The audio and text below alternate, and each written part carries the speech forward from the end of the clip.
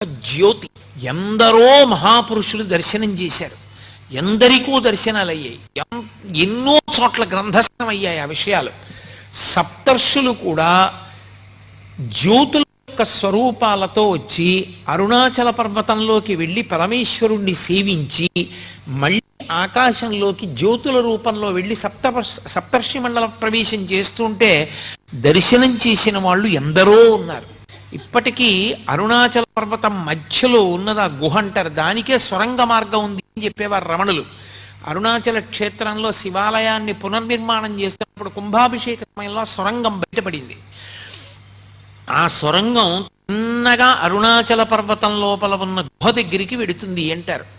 అక్కడ ఒక పెద్ద వటవృక్షం ఉంటుందని, ఆ మర్రి చెట్టు కింద దక్షిణామూర్తి స్వరూపంలో సిద్ధయో స్వరూపంతో పరమశివుడు ఇప్పటికీ కూర్చుని ఉంటాడని సనక